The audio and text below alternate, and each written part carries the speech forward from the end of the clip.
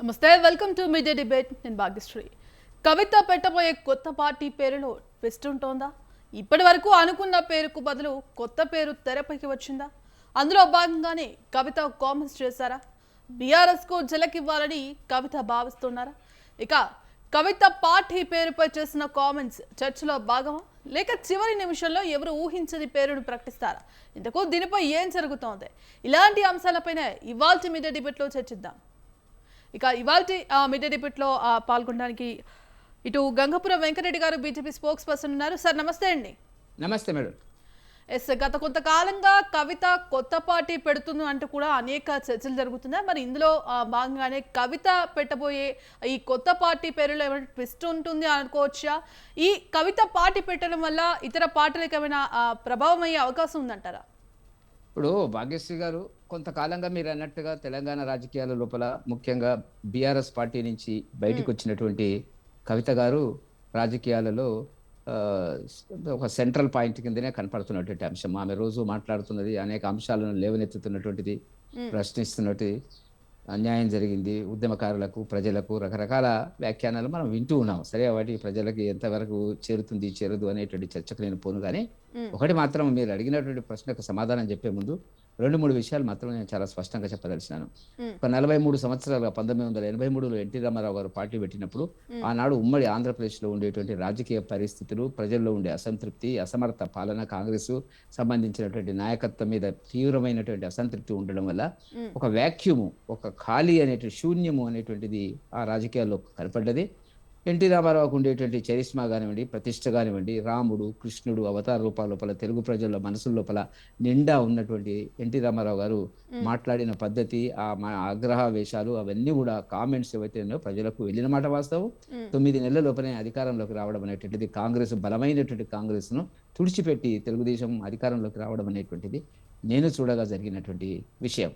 సరే, ఏదైతేనేమి ఆ తర్వాత పార్టీ మీద, ఎందుకంటే కవిత గారి పార్టీ అంటున్నారు కాదు కాబట్టి ఈ చరిత్ర చెప్పాల్సి వస్తుంది. ఆ తర్వాత ఏ పార్టీ అంటే ఏమిటి, ఆనాడు ఎన్టీ రామారావు గారు 83లో పార్టీ పెట్టినటికి కాంగ్రెస్ ఒక్కటే ఉన్నటువంటి పార్టీ. ఇంకా ఏదో కొన్ని ప్రాంతాల లోపల కమ్యూనిస్టులు, బీజేపీ ఇట్లాంటి పరిస్థితి కనపడుతున్నటువంటిది. సరే, అంతకుముందు 75లో జనతా పార్టీ, రకరకాల పార్టీలు వచ్చినాయి, అవన్నీ పోయినాయి, మళ్ళీ కలిసిపోయినాయి అక్కడ దాంట్లో మెయిన్ స్ట్రీమ్లో. ఇప్పుడు నేనేమంటున్నా అంటే, ఆ తర్వాత ఎన్టీ రామారావు గారి తర్వాత చిరంజీవి గారు పార్టీ పెట్టినాడు, అడ్రస్ లేకుండా పోయింది, కొన్ని సీట్లు గెలిచినారు, 6-7% ఓట్లు వచ్చినాయి, మామూలు విషయం కాదు. జయప్రకాష్ నారాయణ గారు పార్టీ పెట్టినారు, అడ్రస్ లేకుండా పోయింది. కోదండరామ్ గారు పార్టీ పెట్టినారు, అడ్రస్ లేకుండా పోయింది. ఉన్నది అంటే ఉన్నది అన్నట్టుగా ఉంది, పోలేదు కానీ ఉన్నది. అదేవిధంగా మన ఇతను ఎవరు, షర్మిల గారు పార్టీ పెట్టినారు, దిలీప్ కుమార్ గారు పార్టీ పెట్టినారు, మరి బాలకృష్ణారెడ్డి గారు పార్టీ పెట్టినారు, చెరుకు సుధాకర్ గారు పార్టీ పెట్టినారు, చివరికి తీర్మాల మల్లన్న గారు పార్టీ పెట్టినారు. ఇట్లా మనం చెప్పుకుంటూ పోతే లిస్ట్ పెద్దగానే కనపడుతుంది. ఏది కూడా అధికారంలోకి వచ్చింది లేదు, 10 సీట్లు గెలిచింది లేదు. ఇవి అక్కడికక్కడనే ప్రజలు, అంటే నేనేం చెప్పదలుచుకున్నానంటే, ప్రజలు అటువైపు చూడడం లేదు. తెలంగాణలో ఒకవేళ కొత్త పార్టీ రావాలనుకున్నప్పుడు ఒక పర్సనల్ చరిస్మా ఎన్టీ రామారావు గారికి ఉన్నటువంటిది, ఆయన భావోద్వేగాలు, ఆయన బాడీ లాంగ్వేజ్, ఆయన కాంగ్రెస్ మీద చేసినటువంటి అనేక విమర్శలు ఏవైతే ఉన్నాయో వాటిని ప్రజలు స్వీకరించినారు. ఇవాళ అట్లాంటి పరిస్థితి లేదు. ఇప్పుడు కవిత గారు 9.5 సంవత్సరాలుగా పార్టీ గవర్నమెంట్లో ఉన్నారు, ఎమ్మెల్సీగా ఉన్నారు, ఎంపీగా ఉన్నారు, ఆ ఇంట్లో కేసీఆర్ కుటుంబంలో ఒక ముఖ్యమైన భాగస్వామిగా ఉన్నారు. మరి అప్పుడు 9.5 సంవత్సరాలుగా తెలంగాణ ప్రజలకు అన్యాయం జరుగుతుంది, ఉద్యమకారులకు అన్యాయం జరుగుతుంది, పేదలకు అన్యాయం జరుగుతుంది అనేటువంటి విషయాల గురించి ఏమి మాట్లాడకుండా ఇవాళ బయటకు వచ్చి ఈ కుటుంబ తగాదాల కారణంగా ఒక అస్తిత్వం కోసం ఆమె బయటకు వచ్చి మాట్లాడితే అటువైపు ఎవరు పోతారు, ఎవరు ఎంతవరకు ప్రజలు అంగీకరిస్తారు, స్వీకరిస్తారు, మద్దతు ఇస్తారు అనేటువంటి బిగ్ క్వశ్చన్ మార్క్. ఎందుకంటే ఇప్పటివరకు కూడా ఒక ఎమ్మెల్యే పోయింది లేదు, ఒక 4 ఎంపీటీసీలు, జడ్పీటీసీలు ఆమె పార్టీలో మేము మద్దతు ఇస్తున్నామని చెప్పినటువంటి పరిస్థితి లేదు. కాబట్టి కొంతకాలం ఇట్లా నడుస్తుంది. ఎందుకంటే కవిత కొంత మాట్లాడగలుగుతుంది, కొంత ఆర్థికంగా బలంగా ఉన్నది కాబట్టి కొంతకాలం ఈ డ్రామా అనేటువంటిది నడుస్తుంది తప్ప ఆ పార్టీ ముందుకు వస్తుందని చెప్పి భారతీయ జనతా పార్టీ ఏమి భావించడం లేదు. దాని మీద మేము ఒక కామెంట్ కూడా చేయడానికి ఇష్టపడడం లేదు. అంటే ఉన్నటువంటి పరిస్థితి. వెంకటరెడ్డి గారు ఇక్కడ మొన్నటి వరకు అంటే తెలంగాణ ప్రజా జాగృతి పేరుతో పార్టీ ఉంటుంది. ఇందుకు సంబంధించి ఏప్రిల్ 25న కూడా లాంఛనంగా దీన్ని ఆ పార్టీని అనౌన్స్ చేయబోతున్నామని చెప్తున్నారు.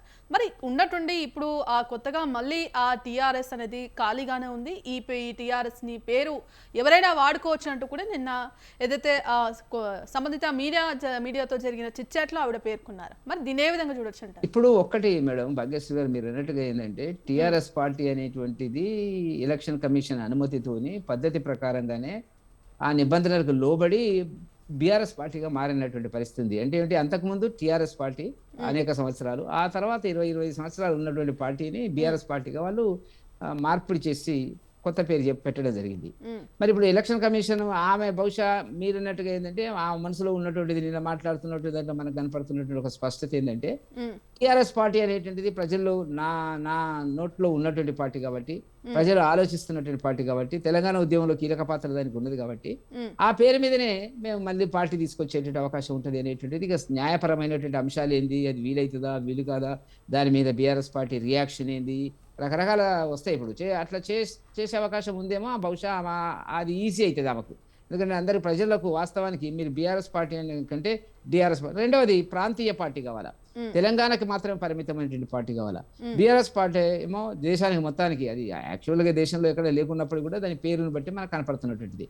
కాబట్టి మీరు అన్నట్టుగా ఒక ప్రాంతీయ అస్తిత్వం కోసము, ప్రాంతీయ భావజ్వాలం కోసం, ఎందుకంటే వీళ్ళంతా కూడా దాంట్లో పనిచేసినారు, ప్రజలను ప్రాంతీయ విద్వేషాలు, ప్రాంతీయ అసమానతలు వీటన్నిటి మీద చర్చ జరిగింది, ఉద్యమాలు జరిగినవి, అనేక పోరాటాలు జరిగినవి, అనేక మంది బలిదానాలు చేయడం జరిగింది. కాబట్టి బహుశా ఆ కోణం లోపల ఆమె ప్రయత్నం చేస్తుందేమో అనేటువంటిది మనం అనుకుంటున్నాము.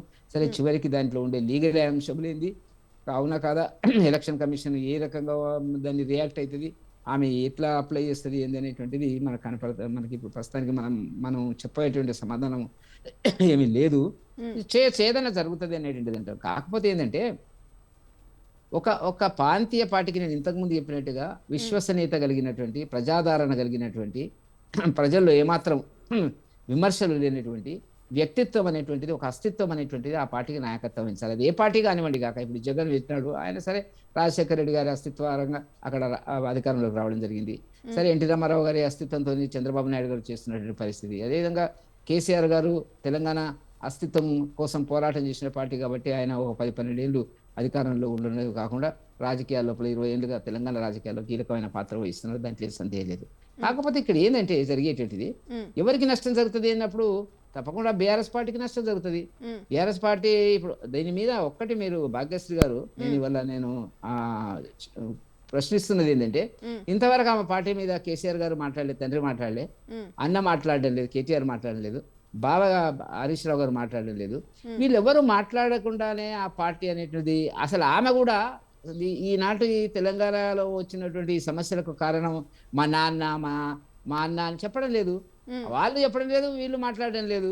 ఏమైనా టీవీలో వచ్చేటువంటి బీఆర్ఎస్ పార్టీ రిప్రజెంటేటివ్స్, ప్రతినిధులు మాత్రం మాట్లాడుతున్నారు అంటే కవితను విమర్శిస్తున్నారు, మాకు ఆమెతో సంబంధం లేదు, ఆమె అది ఇది అని రకరకాలుగా మాట్లాడుతారు. మేము డిబేట్లకు వెళ్ళినప్పుడు మాట్లాడుతారు, వాళ్ళే మాట్లాడుతున్నారు తప్ప ఉన్నత స్థాయి పార్టీ గురించి మాట్లాడడం లేదు. దీంట్లో ఏం జరుగుతుంది, కుటుంబ తగాదాలా, లేకపోతే భవిష్యత్తులో మళ్ళీ అంత కలిసిపోయేటువంటి పద్ధతి ఉందా అనేటువంటి ఈ భరోసా అనేటువంటిది ప్రజల్లో రానంత కాలము, పార్టీలు పెట్టినంత మాత్రం చేత ప్రజలు, నేను ఇంతకుముందు చెప్పిన పెద్ద లిస్ట్ ఏదైతే ఉందో ఎవరిని కూడా ప్రజలు ఆదరించలే.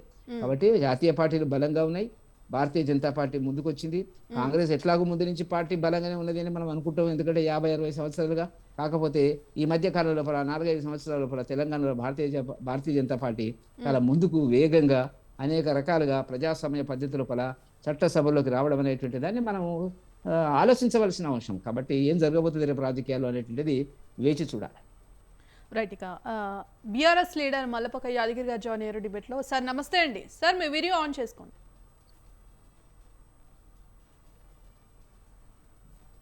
యాదగిరి గారు నమస్తే అండి.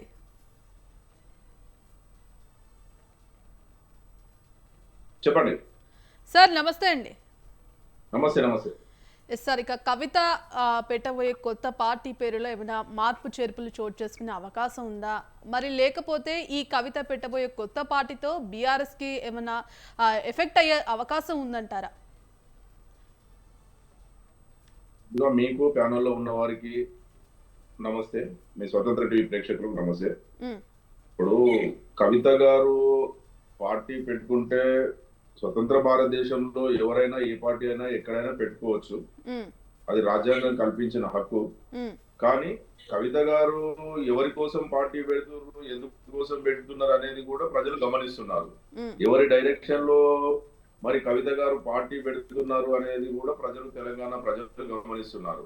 ఉమ్, ఎందుకంటే ఈ రోజు తెలంగాణ పార్టీ ఒక కొత్త పార్టీ పెట్టాలంటే సరే ఏదో ఒక ఆ, ప్రజలకు ఎక్కడ అన్యాయం జరుగుతుంది, ఏ విధంగా మనం మేలు చేయగలుగుతాం అన్న ఉద్దేశంతో ఇప్పుడు సార్ చెప్పినట్టు గతంలో ఉమ్మడి ఆంధ్రప్రదేశ్ లో కాంగ్రెస్ పార్టీ అరాచకాలు జరిగినప్పుడు తెలంగాణ ఆత్మ గౌరవం అనే తెలుగు ప్రజల ఆత్మ గౌరవం అనే నినాదంతో ఆనాడు ఎన్టీ రామారావు గారు తెలుగుదేశం పార్టీ ఏర్పాటు చేసినారు. ఉమ్, సరే వారుకున్న సినిమా ప్రభావితం చేయడం వల్ల సరే అక్కడ ఆ రోజు తెలుగు వారి ఆత్మగౌరవం ఢిల్లీ పెద్దల దగ్గర తాకట్టు పెట్టొద్దు అనేది ఒక మొత్తం ఉమ్మడి ఆంధ్రప్రదేశ్ లో ప్రచారం చేసి ఆయన అతి త్వరలో ప్రభుత్వాన్ని ఏర్పాటు చేసారు. ఆ పార్టీ ప్రజలకు చేరుకున్నది. ఉమ్, ఆ తర్వాత ఇప్పుడు కేసీఆర్ గారు ఉమ్మడి ఆంధ్రప్రదేశ్ లో మనకు నీళ్లు, నిధులు, నియామకాలు అనే దాని మీద తెలంగాణ ప్రజలకు నీళ్లకు, నిధులు, ఉద్యోగాల మీద కూడా నియామకాల మీద అన్యాయం జరుగుతుంది. ఉమ్మడి ఆంధ్రప్రదేశ్ లో ఆంధ్ర వాళ్ళు తెలంగాణ ప్రజల సంపదను దోచుకుంటున్నారన్న ఒక ఉద్దేశంతో తెలంగాణ 60 సంవత్సరాల కళను సాకారం చేయడం కోసం తెలంగాణ నినాదాన్ని భుజాల మీద వేసుకొని, తెలంగాణ మలిదశ ఉద్యమాన్ని భుజాల మీద వేసుకొని ఒక ఉద్యమ పార్టీగా టిఆర్ఎస్ పార్టీలో తెలంగాణ రాష్ట్ర సమితిగా ఏర్పాటు చేసి 10 సంవత్సరాలు ఢిల్లీలో భారతదేశంలో ఉన్నటువంటి అన్ని రాజకీయ పార్టీలను మొప్పించి జాతీయ స్థాయిలో కాంగ్రెస్ ప్రభుత్వాన్ని, కేంద్ర ప్రభుత్వాన్ని మెడలు వంచి అన్ని రాజకీయ పార్టీలను ఏకం చేసి తెలంగాణ సాధించి ఆ తెలంగాణకు మళ్ళీ వేరే వాళ్ళైతే ముఖ్యమంత్రి అయితే ఈ మళ్ళీ ఉమ్మడి ఆంధ్రప్రదేశ్ నాయకులు ఇబ్బంది జరుగుతున్న ఉద్దేశంతో ఆ రాష్ట్రానికి, తెలంగాణ రాష్ట్రానికి తొలి ముఖ్యమంత్రిగా ఉండి 10 సంవత్సరాలు తెలంగాణ రాష్ట్రాన్ని అభివృద్ధి పదంలో ముందు వరుసలో పెట్టి తెలంగాణలో ఉన్నటువంటి సబ్బండ వర్గాలను అందరికీ సంక్షేమ పథకాలను ఇచ్చి అనేక విధాలుగా రైతులకు రైతు బంధు అని చెప్పేసి, దళితులకు దళిత బంధు అని చెప్పేసి, పేరింటి ఆడబిడ్డ పెళ్లి చేసుకుంటే ఫస్ట్ 50,000 అని చెప్పి, తర్వాత ₹1,00,000 అని చెప్పేసి చెప్పుకుంటూ పోతే అనేక సంక్షేమ పథకాలను అన్ని వర్గాల ఎస్సీలను, బీసీలను అందరినీ బడుగు బలహీన వర్గాలకు కేసీఆర్ గారు ప్రవేశపెట్టిన ప్రతి పథకము తెలంగాణ రాష్ట్రంలో ప్రతి కుటుంబానికి ఏదో విధంగా లబ్ధి చేకూరిన సందర్భం ఉన్నది. కానీ ఈ రోజు కవిత గారు ఏ సందర్భాన్ని బట్టి ఆమె పార్టీ పెడతా అంటున్నది?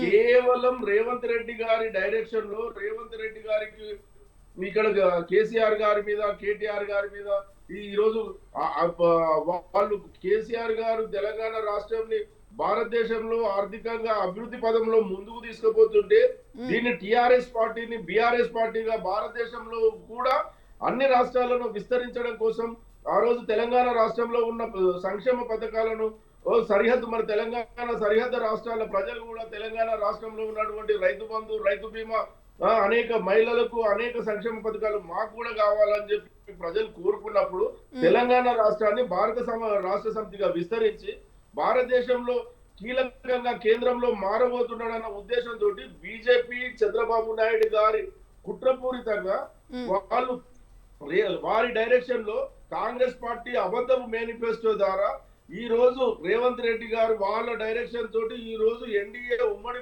ప్రభుత్వం నడుస్తుంది కానీ కాంగ్రెస్ ప్రభుత్వం నడుస్తలేదు ఈ రాష్ట్రంలో. అయినా ఈ రాష్ట్రంలో, ఈ తెలంగాణ రాష్ట్రంలో కాంగ్రెస్ ప్రభుత్వం ఏర్పడ్డ కొద్ది రోజుల్లోనే తెలంగాణ రాష్ట్రంలో వాళ్ళు ఇచ్చిన హామీలు అమలు చేయలేదు కాబట్టి ప్రజలు పూర్తి స్థాయిలో ప్రభుత్వానికి వ్యతిరేకంగా అయింది కాబట్టి దీన్ని ఏ విధంగా మళ్ళీ వాళ్ళకి అనుకూలంగా మలుచుకోవాలి? బీఆర్ఎస్ పార్టీ అన్ని రకాలుగా ప్రజలకు అండగా ఉంటుంది. ముందుగా ప్రభుత్వం ఏర్పడ్డప్పటి నుంచి నిరుద్యోగులకు మేము ఉద్యోగాలు ఇచ్చినామని చెప్పేసి ఇప్పటిదాకా వాళ్ళు 15,000 ఉద్యోగాలు ఇచ్చినామని చెప్పి సాక్షాత్ ముఖ్యమంత్రి ఏమన్నా చెప్పిండు. ఆ తర్వాత లగజాలలో గిరిజనుల మహిళల మీద దాడి చేసి అక్కడ భూస్కామ్ ఏర్పాటు భూమిని స్కామ్ చేయడం కోసం చేసిరు. ఆ తర్వాత హైదరాబాద్ యూనివర్సిటీ మీద కన్నేసిరు. ఆ తర్వాత హైడ్రా అని తీసుకొచ్చి హైదరాబాద్ లో ఉన్న పేదలకు గూళ్ళు కూడా కొడుతున్నారు.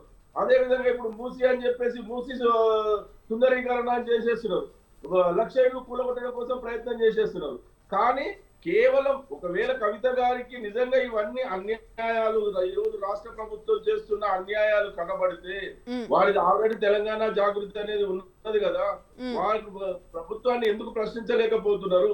మరి లగచర్ల భూముల మీద అక్కడ ఉన్నటువంటి గిరిజనులకు ఎందుకు అండగా నిలబడలేకపోయారు? హైదరాబాద్ భూముల మీద విద్యార్థులకు ఎందుకు అండగా నిలబడలేకపోయారు? మూసీకి బాధితులకు అండగా ఎందుకు నిలబడలేకపోతున్నారు? దాని మీద ప్రభుత్వం మీద ప్రశ్నించకుండా, ప్రభుత్వానికి వ్యతిరేకంగా పనిచేయకుండా, ప్రభుత్వానికి అనుకూలంగా వండుకుంటూ ఈ బీఆర్ఎస్ మీద బురద తల్లుకుంటూ కేవలం చంద్రబాబు నాయుడు గారి, మోడీ గారి డైరెక్షన్ లో రేవంత్ రెడ్డి గారు ఏ విధంగా నడుస్తున్నారో ఈ రోజు తెలంగాణ రాష్ట్రంలో రేవంత్ రెడ్డి గారి డైరెక్షన్ లో కవిత గారు నడుస్తుందని చెప్పేసి తెలంగాణ ప్రజలు గమనిస్తున్నారు. కానీ ఆమె ఏ పని పెట్టుకున్నా మాకేం ఇబ్బంది జరగదు, తెలంగాణ ప్రజలు పూర్తిగా గమనిస్తున్నారు. ఒకవేళ వారికి ప్రజలు నమ్మి వారి సంక్షేమ పథకాలు పంపితే అది ప్రజలు తెలుసుకుంటారు. ఈ రోజు ప్రజలు మాత్రం పూర్తి స్థాయిలో బీఆర్ఎస్ పార్టీ మీద విశ్వాసం ఉన్నది. కేసీఆర్ కోసం ఎదురు చూస్తున్నారు ప్రజలు. ఈ పార్టీ ఎంత వీలైతే అంత తొందరగా ఈ రేవంత్ రెడ్డి గారి ప్రభుత్వాన్ని భూస్థాపితం చేసి మళ్ళీ కేసీఆర్ గారిని ముఖ్యమంత్రి చేసుకోవాలని చెప్పేసి ప్రజలు ఎదురు చూస్తున్నారు. ఇదే సందర్భంలో ఈ రోజు మరి కవిత గారు కొత్త పార్టీ పెడితే మరి ప్రజలు ఏ విధంగా చూస్తారో మరి ఆలోచించాలని తెలంగాణ ప్రజలు చూస్తున్నారు. అది కూడా రైట్. ఇక డిబేట్లో జాయిన్ అవ్వడానికి TPCC spokes person Ramachandra Goud గారు, అలాగే తెలంగాణ జాగృతి స్పోక్స్ పర్సన్ మనోజ గారు ఉన్నారు. సార్ నమస్తే అండి ఇద్దరికి. నమస్కారం మేడం నమస్తే అండి. నమస్కారము.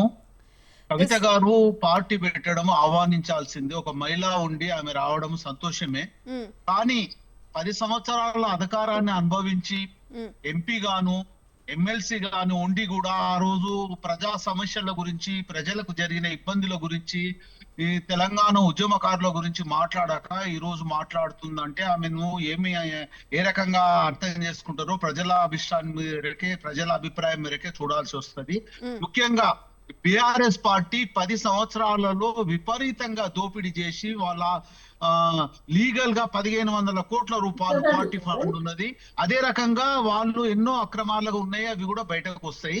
ఒకటి మాత్రం చెప్పగలుగుతాము, ఆమె డబ్బు విపరీతంగా ఉండి డబ్బు పార్టీగా, డబ్బు అధికారాన్ని ఒక దగ్గర తీసుకురావడానికి, డబ్బును కాపాడుకోవడానికి, వాళ్ళ కుటుంబ తగాదాల్లో వచ్చిన ఇబ్బందులను దృష్టిలో పెట్టుకొని చేయడం జరుగుతుంది.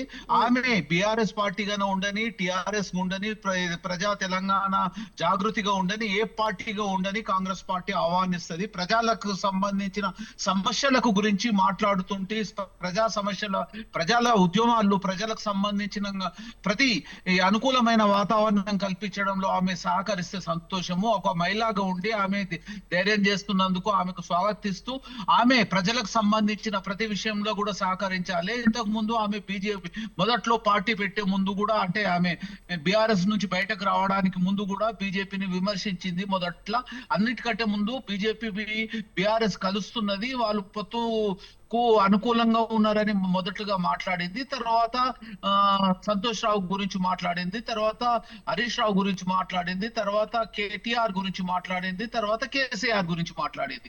తెలంగాణ ఉద్యమం పేరు మీద, తెలంగాణ పార్టీ పేరు మీద ఎన్నో అక్రమాలు చేసి వాళ్ళు సంపాదించుకున్న డబ్బుల్లో, అక్రమంగా సంపాదించిన డబ్బుల్లో వాళ్ళ పంపకాలలో వచ్చిన పొరపాట్లు కావచ్చు అని అనుకున్నాము. కానీ ఆమె ఉద్యమ రూపకంగా తీసుకొస్తున్నందుకు సంతోషము. ఆమె తెలంగాణ బతుకమ్మగా ఎన్నో రకాలుగా ప్రతి జిల్లాల్లో ఎన్నో కార్యక్రమాలు చేసింది. ఆమెకు ప్రజలతో సంబంధం ఉందని నేను అనుకుంటున్నాను.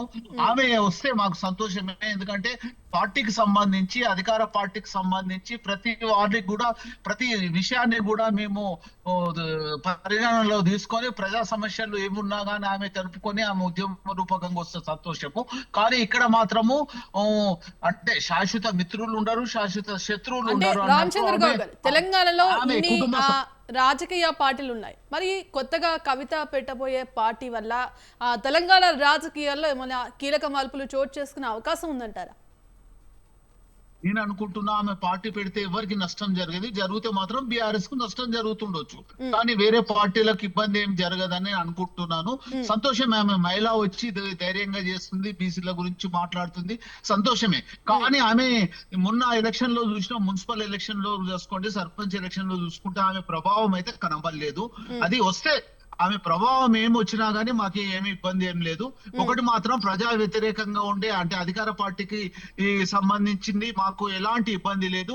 అలాంటిది ఇప్పుడు కవిత పార్టీ రాని తర్వాత తీర్మాన్ బండ్లన్న అని ఒక పార్టీ తీసుకొస్తామంటున్నారు. ఇంకా బీసీ పార్టీలు కూడా ఎన్నో వచ్చే ఆలోచనలు ఉన్నాయి. ప్రజాస్వామ్యంలో ఎంతో మందికి కూడా ప్రతి ఒక్కరికి కూడా పార్టీకి పెట్టుకునే హక్కు ఉన్నది. ఆమెకి ఇప్పుడు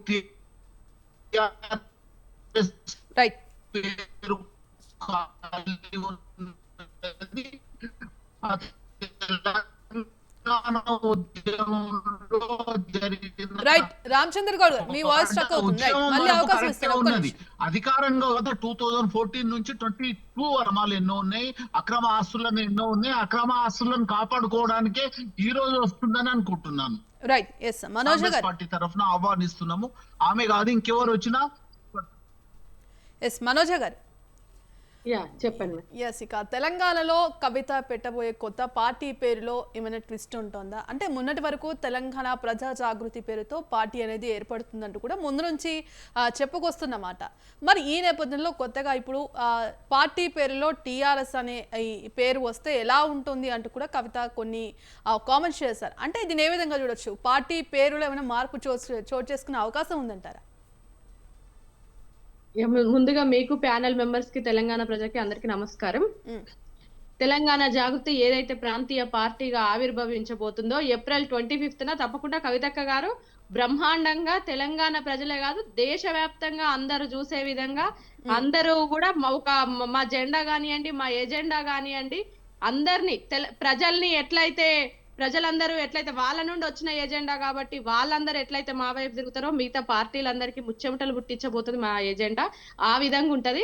ఖచ్చితంగా కూడా కవితక్క గారు అన్నది ఏంటంటే టిఆర్ఎస్ అనేది ఈ రోజు ఖాళీగానే ఉంది కదా. ఎందుకంటే ఆ రోజు టిఆర్ఎస్ తెలంగాణ రాష్ట్ర సమితిని ఉద్యమకారులు ఎవరైతే ఉన్నారో, మేము తెలంగాణ బిడ్డలం ఎవరైతే ఉన్నారో వాళ్ళంతా కూడా తెలంగాణ రాష్ట్ర సమితిని తెలంగాణ పార్టీ అనుకున్నారు, తెలంగాణ ఇంటి పార్టీ అనుకున్నారు.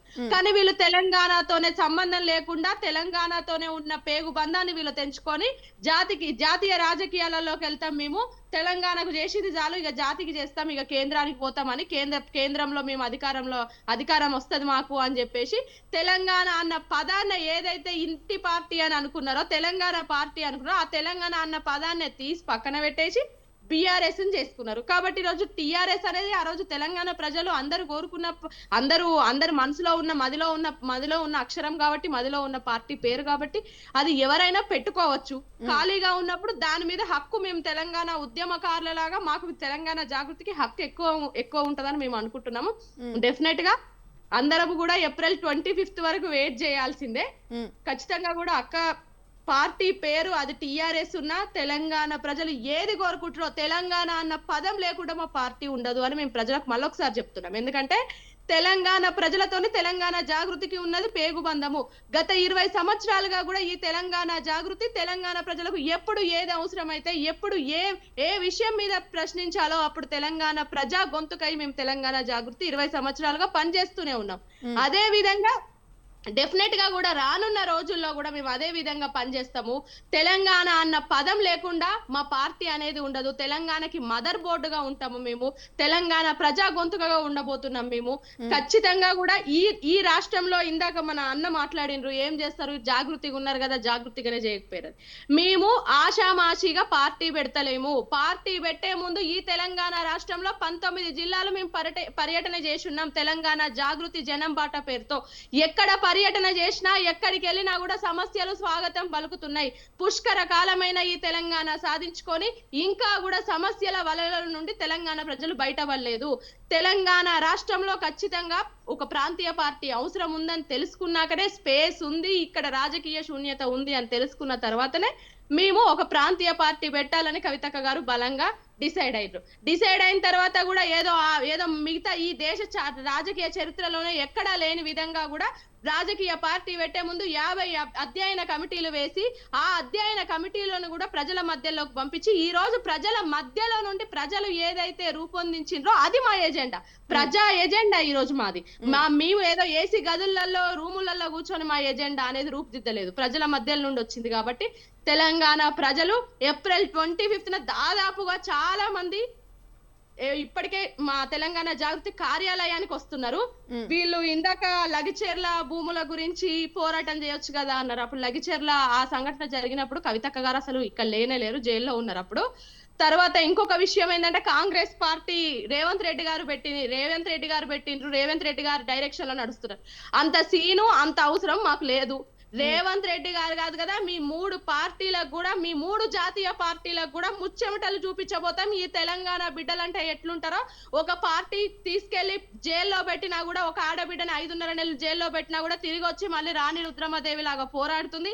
ఇంకో పార్టీ షోకాజ్ నోటీస్, డ్రగ్స్ కేసులో దొరికిన వాళ్ళకి షోకాజ్ నోటీస్ ఇస్తారు కానీ ఒక ఆడబిడ్డ అన్యాయం జరుగుతుంది, పార్టీలోనే ఉద్యమ నాయకుడైన ఉద్యమకారులకు దూరం చేసిర్రు, ఉద్యమ నాయకుడిని నీ చుట్టూ ఉన్న వాళ్ళని తెలుసుకోండి అని చెప్పి ఆ తప్పులను వెత్తి చూపిస్తే షోకాజ్ నోటీస్ ఇవ్వకుండా డైరెక్ట్ సస్పెండ్ చేసిన ఇంకొక పార్టీ గత 2.5 సంవత్సరాలుగా కూడా 420 హామీలు ఇచ్చి గద్దెనెక్కి ఆ హామీలను నెరవేర్చకుండా ఎవరైతే ఉన్నారో ఈ 3 పార్టీలకు కూడా రానున్న రోజుల్లో చెక్ పెట్టబోయేది ఈ తెలంగాణ జాగృతి ప్రాంతీయ పార్టీయే.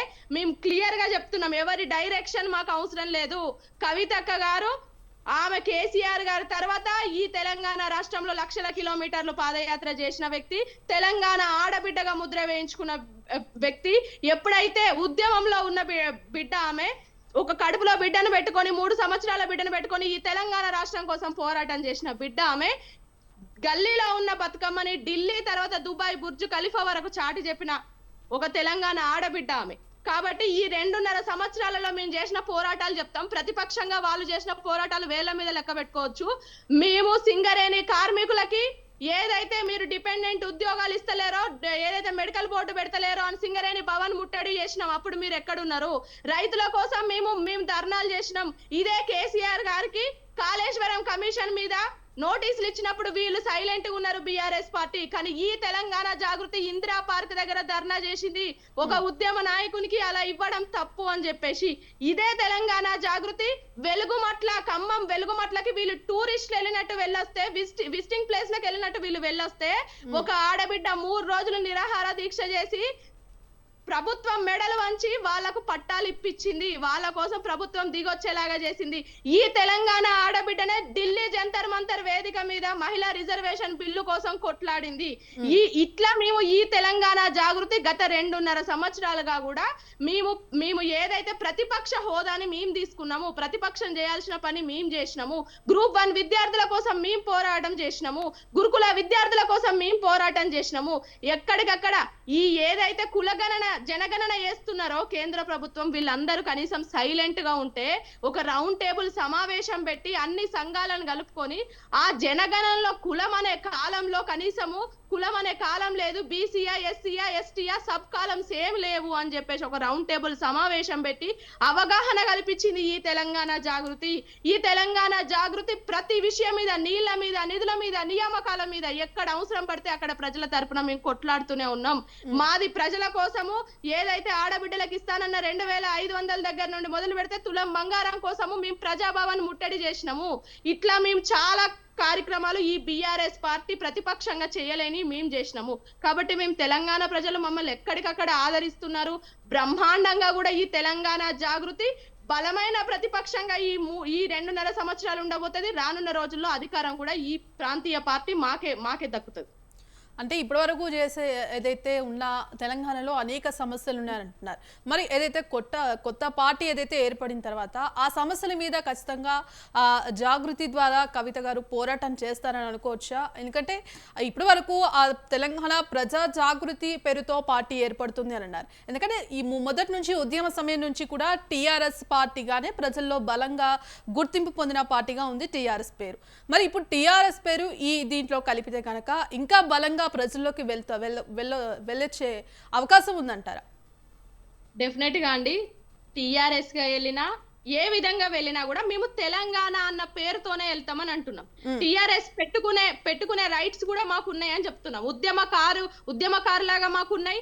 లేకపోతే వాళ్ళు వదిలేసిందని తెలంగాణ వాదాన్ని బలపరిచే వ్యక్తుల్లాగా, ఆ రోజు ఉద్యమం చేసిన వ్యక్తుల్లాగా కూడా మాకు ఆ హక్కు ఉంది. మేము పెట్టుకోవచ్చు. ఏ విధంగా మేము మా పార్టీ అన్నది, మా పార్టీ పేరులో తెలంగాణ అనేది లేకుండా మాత్రం మా పార్టీ ఉండదు. బలంగా కూడా తెలంగాణ ప్రజల కోసం ఖచ్చితంగా కొట్లాడతాం. ఎక్కడ ఎప్పుడు ఏ అవసరం ఉన్నా కూడా మేము తెలంగాణ ప్రజల కోసమే పనిచేస్తున్నాం. 20 సంవత్సరాలుగా కూడా మేము చేసింది అదే. వీళ్ళందరూ తెలంగాణ జాగృతిగానే చేయొచ్చు కదా అంటే, ఎప్పుడు మీకు అధికారం కోసమే మేము చేయాలా? మీ అధికారం ఈ బీఆర్ఎస్ పార్టీకి అధికారం ఇవ్వడం కోసం వాళ్ళు శరీరం అయితే మేము ఆత్మలాగా పనిచేస్తే, వాళ్ళ హార్డ్వేర్ అయితే మేము సాఫ్ట్వేర్ లాగా పనిచేస్తే ఏం చేసిండ్రండి? మా కష్టాన్ని మా శ్రమని అంతా కూడా కనీసం ఒక షోకాజ్ నోటీస్ ఇవ్వకుండా సస్పెండ్ చేసి పడేసారు. సరే అయినా మా మంచికి అనుకుంటున్నాం. 10 సంవత్సరాలు ఇందాక అన్న కాంగ్రెస్ అన్న మాట్లాడుతూ 10 సంవత్సరాలు అధికారంలో ఉన్నప్పుడు మాట్లాడలేదు అని చెప్పన్నారు. 10 సంవత్సరాలు అధికారంలో ఉన్నప్పుడు నేను మాట్లాడలేకపోవడము ఎందుకంటే ఇంటర్నల్ వేదికల మీదుగా చెప్పిన ఒక సంస్థని ఒక సంస్థలో పనిచేసినప్పుడు ఆ సంస్థ డెవలప్మెంట్ కోసం కానివ్వండి, మంచి పేరు కోసం కానివ్వండి, ఏమన్నా తప్పు ఒప్పులు ఉంటే ఇంటర్నల్ వేదికల మీద చెప్తాం. నేను అట్లా చాలా సార్లు చెప్పిన, కానీ నన్ను క్షమించండి. బీఆర్ఎస్ పార్టీ చేసిన పాపంలో నాకు అంతో ఇంతో సంతకం పెట్టే రైట్ లేకపోయినా, మినిస్టర్ హోదాలో లేకపోయినా, దేంట్లో లేకపోయినా కవితక్క గారు బీఆర్ఎస్ పార్టీలో ఉంది కాబట్టి తప్పకుండా నాకు ఆ పాపంలో నాకు భాగం ఉంటది కదా, కాబట్టి నన్ను క్షమించండి అని చెప్తున్నా. ఈ రాజకీయాలలో ఈ ఒక మంచి ఇది ఒక వాతావరణం కదా. ఒక ఆడబిడ్డ ఎక్కడ తప్పుని తప్పు అని ఒక నాయకుడు ఒప్పుకొని తను సర్దిద్దుకొని ముందుకెళ్లే వాళ్ళు కదా ఈ రాష్ట్రానికి కావాల్సిన వాళ్ళు. ఆ రోజు అమరవీరుల కుటుంబాలకి, ఉద్యమకారులకి క్షమాపణ చెప్పిండ్రు. మొన్న అవుట్ సోర్సింగ్ ఉద్యోగుల దగ్గరికి వెళ్ళినప్పుడు అక్కడ కూడా క్షమాపణ చెప్పిండ్రు. తెలంగాణ ప్రజలకు క్షమాపణ చెప్పి ఆ పాపంలో నాకు అంతో ఇంత భాగం ఉంటది, నన్ను క్షమించండి అని కోరి ఒక ఆడబిడ్డ ముందుకెళ్తున్నప్పుడు తెలంగాణ ప్రజల ఆడబిడ్డగా ముద్ర వేయించుకుందామే. ఒక ఆడబిడ్డ ఇంటి మంచిని ఎట్లా కోరుకుంటుందో అదే ఆడబిడ్డ పార్టీ పెట్టినప్పుడు తప్పకుండా ఈ రాష్ట్రం మంచి కోరుకుంటది. ఈ రాష్ట్రం కూడా తప్పకుండా సర్వోదయ తెలంగాణ రాబోతుంది, సామాజిక తెలంగాణ రాబోతుంది అని మేము బలంగా నమ్ముతున్నాం. ఎస్ వెంకటరెడ్డి గారు చెప్పండి. ఎస్ మరి కవిత కొత్త పార్టీతో ఇప్పటి వరకు ఏదైతే తెలంగాణ జాగృతి ద్వారా అనేక సమస్యలపై ఇటు ప్రజల్లోకి వెళ్ళారు, ఇప్పుడు పార్టీ పరంగా ముందుకు వెళ్ళబోతున్నారు. మరి ఈ నేపథ్యంలో టీఆర్ఎస్ అనే విధంగా టీఆర్ఎస్ పేరుతో ముందుకు వెళ్ళబోతున్నాం, ఎలా ఉంటుంది అంటూ కూడా చెప్తున్నారు. మరి మిగతా పార్టీలపై ఏమైనా కవిత పార్టీతో ఏమైనా ప్రభావం పడే అవకాశం ఉందని అంటారా? అంటే ప్రజల్లో ఏ విధంగా స్పందన వస్తుంది అని అనుకోవచ్చు? ఇప్పుడు ప్రజా సమస్యల మీద అన్ని పార్టీలు తమదైన శైలిలో అంటే తెలంగాణలో ఇప్పటి వరకు అనేకమైన పార్టీలు ఉన్నాయి. మరి ఇప్పుడు కవిత పార్టీతో ఏమైనా కీలక మలుపులు ఏమైనా? అదే మేడం, ఇప్పుడు భాగ్యశ్రీ గారు ప్రజా సమస్యల మీద రాజకీయ పార్టీలు, ఆయా రాజకీయ పార్టీలు తమకు ఉన్నటువంటి పరిస్థితుల అనుకూలంగా ప్రతికూలంగా పరిస్థితుల్లో ఏ రకంగా ముందుకెళ్లాలనేటువంటి ఉద్యమాలు చేస్తుంటుంది. భారతీయ జనతా పార్టీకి తన కోణంలో తాను చేస్తున్నటువంటి పరిస్థితి కనపడుతుంది.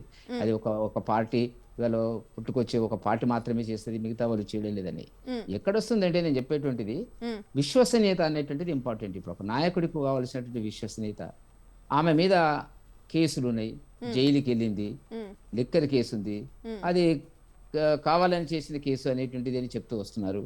మరి రకరకాలుగా వ్యాఖ్యానాలు ప్రజల్లో ఉన్నటువంటి పరిస్థితి. ఆ కోణంలో ఉన్నప్పుడు 10 ఏళ్ళు రాజ్యాధికారాన్ని అనుభవించి ఇవాళ బయటకు వచ్చి 1000 ఎలుకలను తిన్నటువంటి పిల్లి యాత్రకు యాత్రలకు బయలుదేరినట్టుగా చెప్తే కుదరదు కదా. ఇది ప్రజలు నమ్మాలి కదా.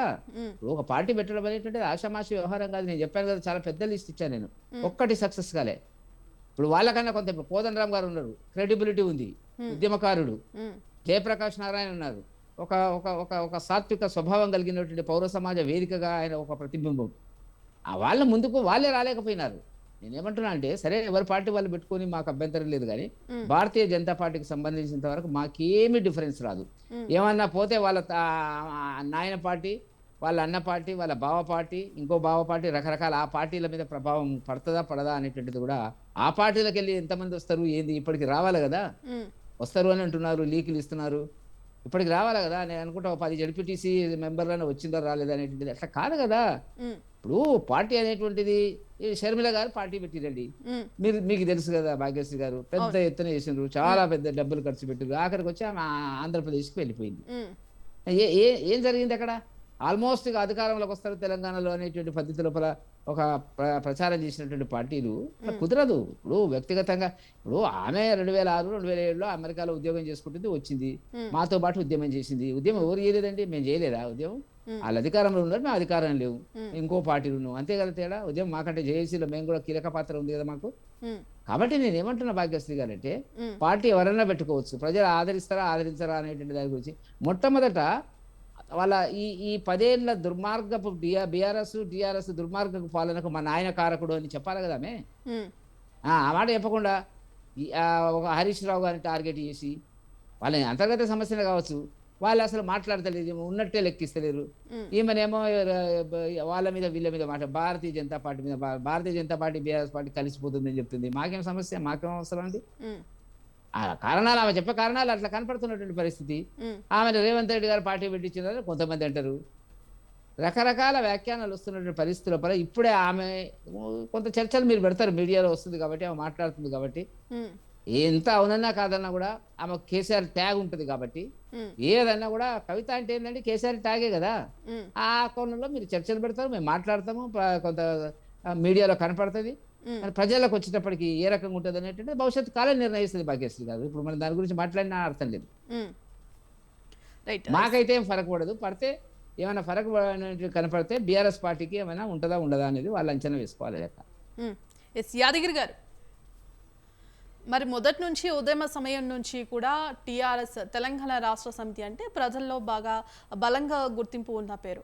మరి ఎప్పుడైతే బీఆర్ఎస్ పార్టీగా పేరు మార్చారో ఎన్నికల్లో కూడా ఓటమి కారణం అంటూ కూడా అభిప్రాయం ఉంది. మరి ఈ నేపథ్యంలో కవిత ఇప్పుడు పార్టీ పేరులో మార్పులో ట్విస్ట్ ఉంటుంది. టీఆర్ఎస్ అనే పేరుని తీసుకొస్తే ఎలా ఉంటుంది, ఆ విధంగా ముందుకు వెళ్తే ప్రజల్లోకి ఇంకా బలంగా వెళ్ళొచ్చు అని చెప్తున్నారు. మరి ఈ నేపథ్యంలో బీఆర్ఎస్కి ఏమైనా ఎఫెక్ట్ అయ్యే అవకాశం ఉందా?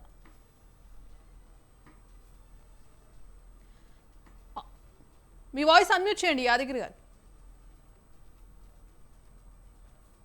యాదగిరి గారు వాయిస్ అన్మ్యూట్ చేయండి, మ్యూట్లో ఉంది. వస్తుందా? ఓకే సార్, చెప్పండి. కవిత పార్టీ ద్వారా బీఆర్ఎస్ పార్టీకి ఎలాంటి ఇబ్బంది జరగదు. ఎందుకంటే నేను అదే ఇంతకు ముందే చెప్పాను, ఆ రోజు ఉన్న సందర్భంలో ఉమ్మడి ఆంధ్రప్రదేశ్ లో తెలంగాణ రాష్ట్రం నిధులు నియామకాలలో ఉమ్మడి ఆంధ్రప్రదేశ్ లో ఆంధ్ర పెత్తందారుల అరాచకాలకు తెలంగాణ రాష్ట్రం అన్యాయానికి గురవుతుందని చెప్పేసి కేసీఆర్ గారు మలిదశ ఉద్యమాన్ని ప్రారంభం చేసి అనేక విధాలుగా ఇప్పుడే చెప్పిన కదా, కేంద్ర ప్రభుత్వాన్ని ఒప్పించి భారతదేశంలో ఉన్నటువంటి అన్ని రాష్ట్రాల్లో ఉన్న అన్ని రాజకీయ పార్టీలతోటి ఒప్పించి మెప్పించి లేఖలు ఇప్పించి తెలంగాణ రాష్ట్రాన్ని సాధించి అణువణువు తెలిసిన తెలంగాణ రాష్ట్రంలో ఉన్న ప్రతి జిల్లా ప్రతి పల్లె తెలిసిన నాయకుడు కాబట్టి, ప్రతి పల్లెలో ఉన్న ప్రతి పేదింటి బిడ్డ తెలిసిన నాయకుడు కాబట్టి, గొప్ప మనసుతోటి అన్ని వర్గాలకు సంక్షేమ పథకాలు ఇచ్చి అభివృద్ధి చేసిండు. ఈ తెలంగాణ రాష్ట్ర సరిహద్దు రాష్ట్రాల వాళ్ళు తెలంగాణ రాష్ట్ర పథకాలు మాకు కావాలని చెప్పి భారతదేశంలో ఉన్న అనేక రాష్ట్రాల వాళ్ళు వచ్చి తెలంగాణ రాష్ట్రంలో వచ్చి అభివృద్ధి ఏ విధంగా నడుస్తుందో అని చెప్పేసి చూసి, వేరే రాష్ట్రాల సీఎంలు కూడా వచ్చి చూసి మీ రాష్ట్రంలో బాగా నడుస్తుంది అని చెప్పేసి, కేంద్ర మంత్రులు బీజేపీ కేంద్ర ప్రభుత్వం కూడా కాళేశ్వరం ప్రాజెక్టు మీద బాగా ఈ భారతదేశంలో తెలంగాణ ప్రాజెక్టులో కాళేశ్వరం గొప్ప ప్రాజెక్ట్ అని చెప్పిన సందర్భం కూడా ఉన్నది. అలాంటి సందర్భంలో కేసీఆర్ గారు మళ్ళీ భారత రాష్ట్ర సమితి అని చెప్పి కేంద్రం ఒకవేళ అన్ని రాష్ట్రాలలో కొంత కీలకంగా మారుతాడు, తెలంగాణ నుంచి కేసీఆర్ గారు కేంద్ర ప్రభుత్వానికి ఇబ్బందిగా, మోడీకి ఇబ్బందిగా మారుతాడన్న ఉద్దేశంతో వాళ్ళు, నేను ఇప్పుడు చెప్పిన కదా, రేవంత్ రెడ్డి గారికి వాళ్ళు బీజేపీ పార్టీని బీసీ నినాదం అని చెప్పేసి కూడా బీజేపీ పార్టీ అభ్యర్థులను పక్కకు పెట్టేసి రేవంత్ రెడ్డి గారిని కాంగ్రెస్ బీజేపీలో ఉన్నటువంటి ముఖ్య పెట్టుబడిదారులను కూడా కాంగ్రెస్ పార్టీలో బదులు ఇచ్చుకొని పెట్టుబడిదారులతో పెట్టుబడి పెట్టించి అబద్ధం హామీలు ఇప్పించి రేవంత్ రెడ్డి గారిని ముఖ్యమంత్రిని చేసిన తర్వాత రేవంత్ రెడ్డి గారు ఇచ్చిన హామీలు అమలు పరచలేకపోయింది కాబట్టి, తెలంగాణ రాష్ట్ర ప్రజలు నమ్మలేకపోయింది కాబట్టి, ఇప్పుడు మళ్ళీ తెలంగాణ రాష్ట్ర ప్రజలు తిరుగుబాటు చేస్తున్నారు కాబట్టి, కవిత గారి ద్వారా ఈ రోజు మళ్ళీ ఈ రేవంత్ రెడ్డి గారి ప్రభుత్వం ఒక ప్రయోగం చేస్తుందని చెప్పేసి తెలంగాణ ప్రజలు నమ్ముతున్నారు. ఒకవేళ మాకు ఎలాంటి ఇబ్బంది జరుగుతుందండి, మేము తెలంగాణ రాష్ట్రాన్ని అన్ని విధాలుగా అన్ని వర్గాల ప్రజలను కేసీఆర్ గారి నాయకత్వంలో అన్ని విధాలుగా అభివృద్ధి చేసిండు. ఉమ్, అదే విధంగా కవిత గారికి కూడా ఎలాంటి అన్యాయం జరగలేదు బీఆర్ఎస్ పార్టీలో. కవిత గారికి అన్ని అవకాశాలు, అన్ని రకాలుగా పదవులు కూడా బీఆర్ఎస్ పార్టీలో కేసీఆర్ గారి నాయకత్వంలో పనిచేసింది. ఆమె జాగృతి అనేది సపరేట్ సంస్థ పెట్టుకున్నా కూడా టిఆర్ఎస్ పార్టీ ఎప్పుడైతే బీఆర్ఎస్ పార్టీగా అవతరించిందో అదే సందర్భంలో టిఆర్ఎస్ తెలంగాణ జాగృతిని భారత జాగృతిగా కూడా ఆమె కూడా నామకరణం చేసింది. ఈ రోజు ఆమె రాజకీయ అవసరాల కోసం, రాజకీయంగా సొంతంగా ఎదగడం కోసం ఒకరు పెట్టండి, స్వాగతిస్తాం. మేము కూడా ఎవరైనా పెట్టుకోవచ్చు, ఆమె ఏ పార్టీ అయినా పెట్టుకోవచ్చు. తెలంగాణ ప్రజలు కదా స్వాగతించేది. మీరు ఇప్పుడు టిఆర్ఎస్ పార్టీ పెట్టుకోండి, ఇంకే పార్టీ అయినా పెట్టుకున్నా కూడా ప్రజలు మిమ్మల్ని నమ్మేతే. బీఆర్ఎస్ పార్టీలో కేసీఆర్ గారికి మీకు కేసీఆర్ గారు ఏమీ తక్కువ చేయలేదు. ఎంపీగా అవకాశం ఇచ్చిండు. ఎంపీగా మరోసారి అవకాశం ఇస్తే ఓడిపోతే ఎమ్మెల్సీగా అవకాశం ఇచ్చారు. అన్ని రకాలుగా బీఆర్ఎస్ పార్టీలో ఆమె అన్ని పదవులు అనుభవించిన తర్వాత ఆఖరికి ఈ రోజు మన ప్రభుత్వం మన పార్టీ బీఆర్ఎస్ పార్టీ కష్టాల్లో ఉన్నప్పుడు మీరు పక్క పార్టీ వారికి ఆయుధం ఇచ్చే విధంగా, ప్రభుత్వానికి ఆయుధం ఇచ్చే విధంగా బీఆర్ఎస్ పార్టీ తెలంగాణ రాష్ట్రంలో ఉన్నటువంటి సంబంధ వర్గాల వారు బీఆర్ఎస్ కోసం, కేసీఆర్ గారి కోసం ఎదురు చూస్తుంటే ఈ తెలంగాణ రాష్ట్రంలో రాక్షస పాలన నడుస్తుంది. మళ్ళీ రామరాజ్యం, కేసీఆర్ గారి నాయకుడు మళ్ళీ రావాలని చెప్పి తెలంగాణ ప్రజలు ఎదురు చూస్తుంటే ఈ రోజు కవిత గారు అన్ని రకాలుగా తెలిసి కూడా తెలియనట్టు మళ్ళీ బీఆర్ఎస్ పార్టీని నెపం మోపుకుంటూ ఆమె బయటికి రావడం అనేది అది చాలా ఇబ్బందికరం. ప్రజలు మాత్రం హర్షిస్తలేరు. మరి వారి బృందానికి ఏ విధంగా అర్థమవుతుందో అది వారి విజ్ఞతకే వదిలేస్తున్నాం. ఆమెనైతే మేము కూడా బీఆర్ఎస్ పార్టీలో కేసీఆర్ గారి కూతురు కాబట్టి అదే విధంగా గౌరవిస్తున్నాం కూడా. కానీ వారిని తెలంగాణ ప్రజలు ఏ విధంగా స్వాగతిస్తారో మరి వారు తెలుసుకోవాల్సిన అవసరం ఉంది. కానీ బీఆర్ఎస్ పార్టీకి ఎలాంటి ఇబ్బంది జరగదు. వారు ఒకవేళ నిజంగా ప్రజలు హర్షించాలంటే బీఆర్ఎస్ ఇప్పుడు మన సోదరి చెప్తుంది జైలుకి వెళ్ళి వచ్చింది కవిత గారు అని అంటే, జైలుకి వెళ్ళినప్పుడు కేటీఆర్ గారు, హరీష్ రావు గారు ఢిల్లీకి పోయి అనేక సందర్భాలుగా వాళ్ళు పోయి వచ్చిన తర్వాత ఆమెను బయటికి తీసుకురావడం కోసం వారి కుటుంబ సభ్యులుగా, పార్టీ పరంగా అనేక రకాలుగా సహాయ సహకారాలు అందించారు. అది మర్చిపోయి ఎవరి మాటలో పట్టుకొని ఈ రోజు కవిత గారు బీఆర్ఎస్ పార్టీ మీద, కేటీఆర్ గారి మీద, హరీష్ రావు గారి మీద మరి ఎవరి ఆనందం కోసం, ఎవరి కళ్ళల్లో ఆనందం కోసం మరి ఈ రోజు కవిత గారు ఆ విధంగా మాట్లాడుతుందో తెలంగాణ ప్రజలు గమనిస్తున్నారు కదండి. మీకు నిజంగా అన్యాయం జరిగితే ఆ రోజు ప్రభుత్వంలో ఉన్నప్పుడు తెలంగాణ ప్రజలకు అన్యాయం జరుగుతుంటే ఇప్పుడు అంటున్నారు కదా మేము తెలంగాణ ప్రజలలో అప్పుడు మాది కూడా భాగస్వామ్యం ఉంది, అన్యాయం జరిగిందని. మీరు ప్రభుత్వంలో ఉన్నప్పుడు అదే రోజు మీరు ఎమ్మెల్సీ ఇచ్చినప్పుడు నాకు వద్దు అని తీసుకునేది ఉంటుంది. ఎంపీగా ఇచ్చినప్పుడు ఎంపీగా రాజీనామా చేసి ప్రభుత్వానికి వ్యతిరేకంగా మీరు బయటకు వస్తే ప్రజలు మిమ్మల్ని స్వాగతిస్తుండే. పదవులన్నీ అయిపోయిన తర్వాత, అనుభవించిన తర్వాత పార్టీ ఏ రోజు ప్రభుత్వం లేనప్పుడు ఈ రోజు ప్రభుత్వం మీద తెలంగాణ రాష్ట్ర ప్రజలందరూ వ్యతిరేకంగా ఉంటే, తెలంగాణ సంపదను దోసుకుంటుంటే, ఈ రాష్ట్ర ప్రభుత్వం తెలంగాణ గూళ్లను కూలగొడుతుంటే, అనేక విధాలుగా తెలంగాణలో రాక్షస పాలన నడుస్తుంటే, ఈ ప్రభుత్వం మీద ప్రజలందరూ తిరుగుబాటు చేస్తుంటే ఈ రోజు కవిత గారు వారికి మద్దతు ఇచ్చేటట్టు, బీఆర్ఎస్ పార్టీకి ఇబ్బందులు కలిగేటట్టు ఈ రోజు నేను పార్టీ పెడుతున్నా అని చెప్పేసి అనేక సందర్భాలుగా అనేక రకాలుగా మాట్లాడుతుంటే ప్రజలు మాత్రం చాలా ఇబ్బంది పడుతున్నారు. మరి కవిత గారికి ఇప్పటికైనా మార్చుకొని ఆలోచన చేసి బీఆర్ఎస్ పార్టీ మీద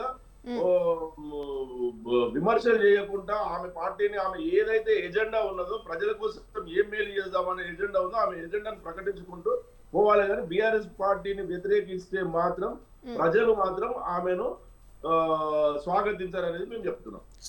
ఎస్ సార్. రామచంద్ర గౌడ్ గారు. చెప్పండి మేడం.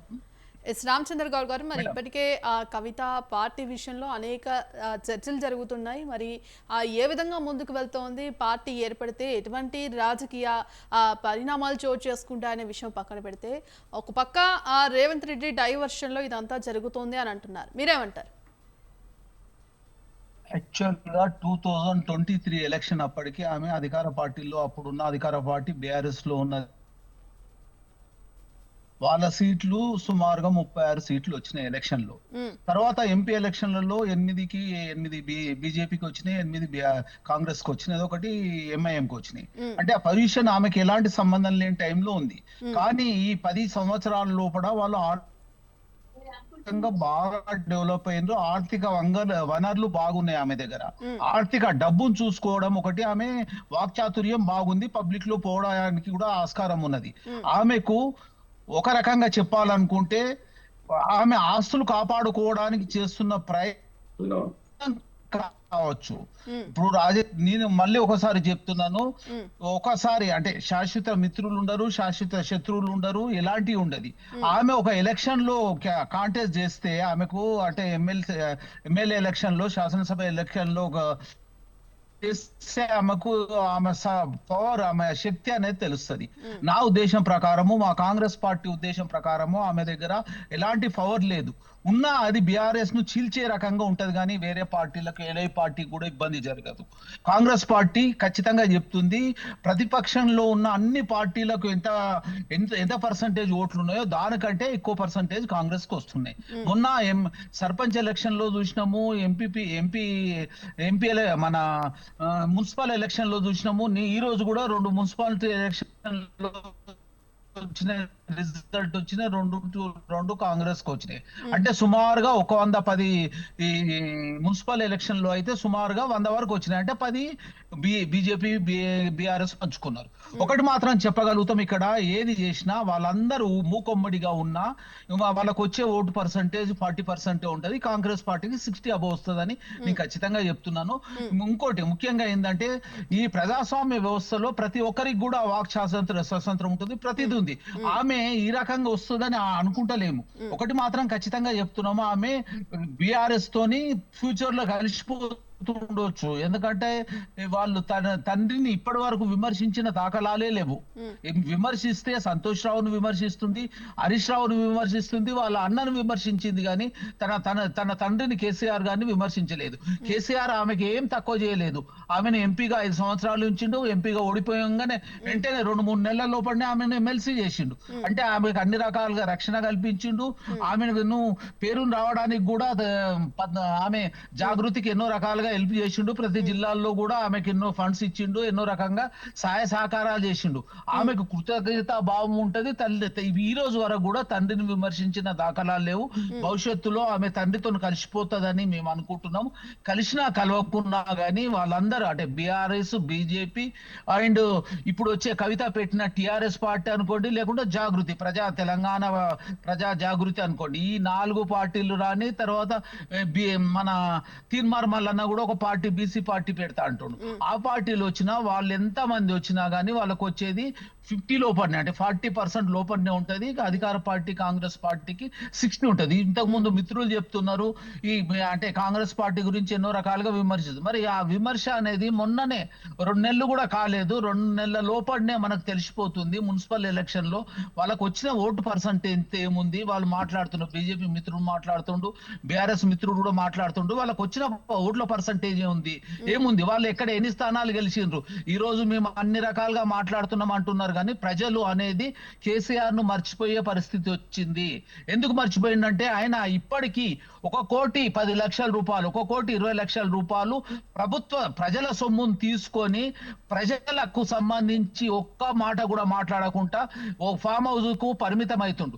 వీళ్ళు అట్లా అనుకుంటే, ఆయనకు ధైర్యం ఉంటే, ఆలోచన ఉంటే కేటీఆర్ గారికో లేకుంటే హరీష్ రావు గారికో ఇంకెవరికో వాళ్ళకు సంబంధించిన ప్రతిపక్ష హోదాగా, ప్రతిపక్ష నాయకునిగా శాసనసభల్లో డిక్లేర్ చేసుకొని వాళ్ళకి ఇవ్వని ఆయనకు అంటే ఆయన ధైర్యం ఉంటుంది. మేము అనేది ఏంటంటే, పెద్ద మనిషి తెలంగాణ ఉద్యమంలో కష్టపడ్డాడు, ఆయన గురించి విమర్శించాల్సిన అవసరం లేదు.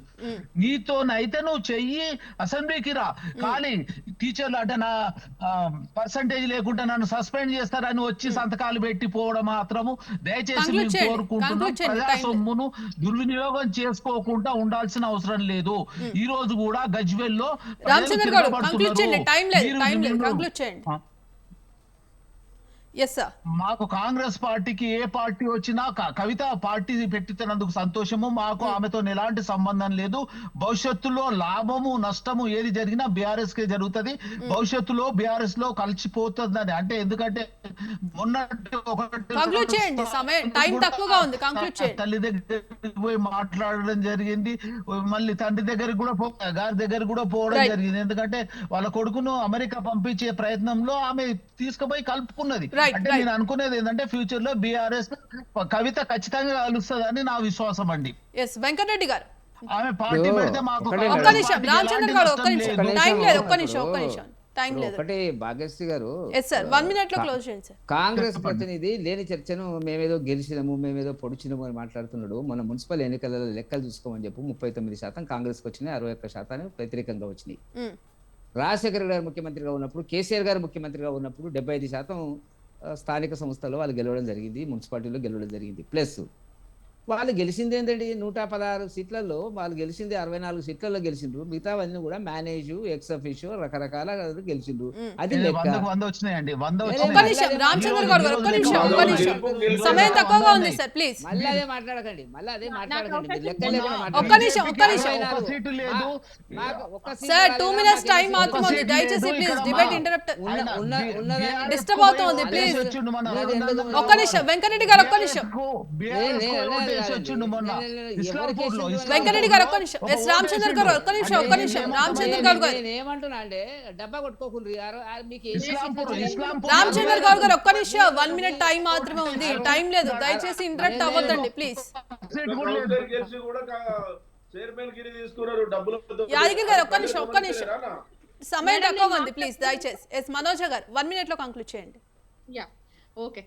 ఇప్పుడు మన వెంకటరెడ్డి అన్న మా గురించి బాగా చెప్పిండ్రు. మ్మ్. రాజు దలుచుకుంటే దెబ్బలకు కొదవనా అన్నట్టు కేంద్ర ప్రభుత్వం దలుచుకుంటే కేసులకు కొదవనా. లిక్కర్ కేసు గురించి మాట్లాడుతున్నారు, కేసులు ఉన్నాయి కాబట్టి ఆమెను ప్రజలు ఆదరించారని మాట్లాడుతున్నారు. ఆల్రెడీ లిక్కర్ కేసు అయిపోయినట్టే అన్న. ఏదో మీరు జేబు సంస్థలుగా వాడుకొని సిబిఐ ఈడీలతో కేసులు పెట్టించిన రౌజ్ ఎవెన్యూ కోర్టు మాకు ఆల్రెడీ క్లీన్ షీట్ ఇచ్చింది. ఏమి మీరు ఇచ్చిందో చదువుకోండి ఒకసారి. ఒక్క నిమిషం వెంకటరెడ్డి గారు ఒక్క నిమిషం ఒక్క నిమిషం చదువుకోండి. రన్నింగ్ కామెంట్ వద్దానా, నేను మాట్లాడినాక మళ్ళీ మీరు టైం తీసుకోండి. Rouse avenue court clean sheet ఇచ్చిండ్రు. ఇస్తూనే ఈ దేశ న్యాయస్థాన చరిత్రలోనే ఒక ఇన్వెస్టిగేషన్ ఆఫీసర్ మీద ఎంక్వైరీ చేయమని క్లీన్ షీట్ ఇచ్చిండ్రు. మీరు స్టే ఇచ్చింది దాని మీద. హైకోర్టు సుప్రీం కోర్టు తర్వాత స్టే ఇచ్చింది, దాని మీద సుప్రీం కోర్టు స్టే ఇచ్చింది. ఎక్కడికి పోయినా సుప్రీం కోర్టుకు పోయినా హైకోర్టుకు పోయినా లాస్ట్ అరే న్యాయం మీరు ఇస్తుంది. మీరు పెట్టుకోండి తల్లి. వెంకటరెడ్డి గారు ఒక్క నిమిషం ప్లీజ్ సార్. న్యాయాన్ని ధర్మాన్ని నమ్ముకున్నాము. మీరు ధర్మం గురించి మీరు రన్నింగ్ Right, right. కవిత గారు రన్నింగ్ కామెంట్ వెంకటరెడ్డి గారు టైం లేదండి ప్లీజ్ ఒక్క నిమిషం. నేను మళ్ళీ చాలా విషయాలకు ఆన్సర్ చేయాలి. మా అన్న మా బిఆర్ఎస్ అన్న కూడా జాగృతిని భారత్ జాగృతి చేసినాం. దానికి నిజంగా కూడా ప్రజలకు మేము చాలా సార్లు క్లారిటీ ఇచ్చినాం, మళ్ళీ కూడా ఇస్తున్నాం. ఆ రోజు ఎప్పుడైతే టిఆర్ఎస్ ని బిఆర్ఎస్ గా చేసిండ్రో, ఇక్కడ టిఆర్ఎస్ కి ఎట్లయితే తెలంగాణ జాగృతి పనిచేస్తుందో ఈ రోజు టిఆర్ఎస్ ని మేము బిఆర్ఎస్ గా చేసినాం. సో భారతదేశం అంతా కూడా బిఆర్ఎస్ ఉండబోతుంది. మీరు అక్కడ ఖచ్చితంగా కూడా భారతదేశం అంతా కూడా మీరు సాంస్కృతిక విభాగం తీసుకొని పని చేయాలి అని చెప్పి ఎప్పుడైతే కేసీఆర్ గారు చెప్పిండ్రో కవితక్క గారిని పిలుచుకొని మీరు భారతదేశం అంతా పని చేయాలి కాబట్టి భారత జాగృతిగా ఆవిర్భవించాలి అని చెప్పినప్పుడు ఇంటర్నల్ గా మాకు ఒక మీటింగ్ పెట్టి జాగృతి వాళ్ళకు సార్ ఇట్లా కోరుతుండ్రు ఏమంటారు అని చెప్పేసి ఈ తెలంగాణలో తెలంగాణ జాగృతిగానే ఉంటది, భారతదేశంలో వాళ్ళకు అనుసంధంగా పనిచేయడం కోసం భారత జాగృతిగా పనిచేద్దాము అని చెప్పేసి ఈ తెలంగాణ జాగృతి రిజిస్ట్రేషన్ మేము ఎక్కడా కూడా రద్దు చేసుకోలేదు మీలాగా. తర్వాత ఇంకొక విషయం, ఎంపీ ఇచ్చినాం ఎమ్మెల్సీ ఇచ్చినాం అని. ఎంపీ ఇచ్చిండ్రన్న ఎందుకు ఇచ్చిండ్రు? ఎక్కడ కూడా తెలంగాణలో ఎక్కడ నిల్చోబెట్టినా కూడా 100% గెలిచే అవకాశం ఉంది కాబట్టి ఆ రోజు మధు యాష్కి గారి మీద మీరు ఎంపీ టికెట్ ఇచ్చిన 150,000 మెజార్టీతో ఆ రోజు ఆడబిడ్డ గెలుచుకుంది. ఉత్తమ పార్లమెంటరియన్ అవార్డు తెచ్చుకున్నాకనే కదన్నా కుట్రలు చేసి ఓర్వలేక మీ పార్టీలో ఉన్న పెద్ద నాయకులు ఆ రోజు సెకండ్ టైం ఎంపీగా ఓడగొట్టిండ్రు. ఓడగొట్టిన తర్వాత నా పార్లమెంట్ నియోజకవర్గానికి ఇన్ఛార్జ్ ఇయ్యమనంటే వద్దన్న కేసీఆర్ గారే ఇచ్చిండ్రన్న, మీరు కావాలంటే తెలుసుకోండి. ఆ రోజు అక్కగారు మాత్రం చర్చించారు. ఎమ్మెల్సీ టైం అయిపోయిందండి మనోజ్ గారు. రైట్ థ్యాంక్ యూ అండి. ఇక ఓకే మేడం. Okay sir.